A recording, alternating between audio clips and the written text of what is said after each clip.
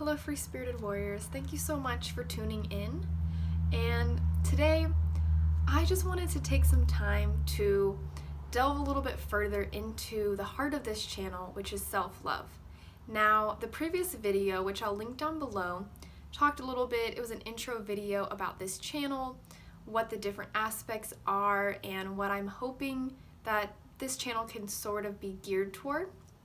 But today, that will be self-love. And what do I mean by that?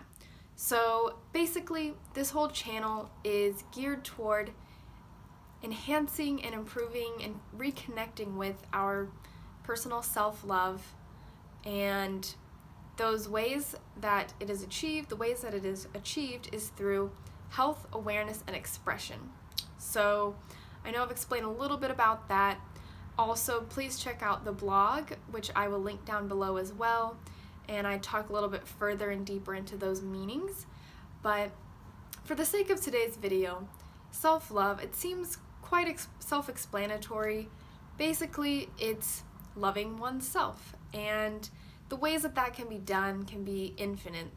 There are many different ways to love yourself, and it's just over time I've just figured out that this is the most important aspect of, I believe personally, of life, is to, when we respect our bodies enough, when we respect our minds enough, and we focus on improving our health in those areas, as well as more, like spiritually, and it could be even further than that, that we benefit, and so does everyone else around us too.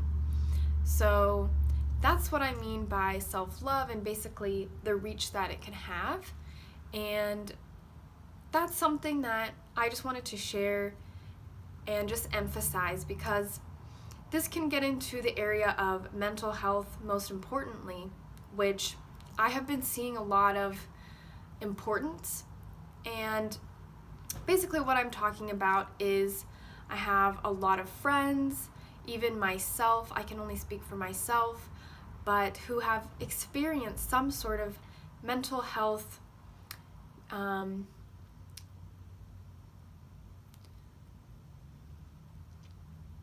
have either experienced illness, or who know someone who has, or for me personally, sometimes it may not be to a degree that someone else has it, but I've definitely felt low, or just not in the right state of mind that I would like to be, and I could definitely feel how that negative spiral is very easy to get into. And it's something that I have been learning a lot about in school, through friends, and in classes. So that's something I think is so important, because if we don't have the ability to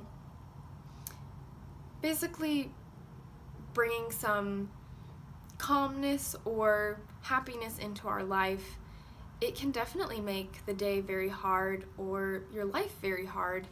And by no means am I a physician, but I definitely believe that taking care of one's mental health across the board daily, something that you can do to just bring some more awareness, bring you into the present moment, that can have a tremendous help on your mental health day to day. So what do I do? So daily, I have loved journaling. That's just one way that I feel that I can become present in the moment and just write down any of the thoughts that I'm having. Or in the morning, it's awesome that I can set my intention for the day, start it in a great way, because I definitely remember mornings that it was sluggish getting up, or just didn't know what my motivation was for that day.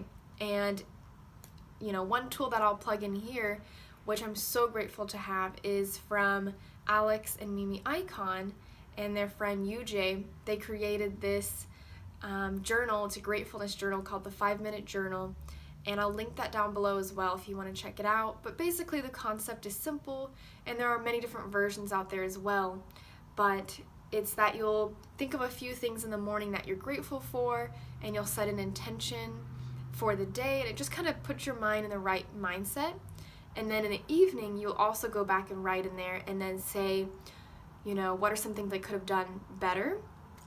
And so it just kind of always keeps you growing, and it always keeps you looking for the small things to be grateful for. And it's just really helped me feel a little bit more grounded, and I can definitely start my day off in the right way. So that's one thing I personally do, is journaling with the use of the 5-minute journal.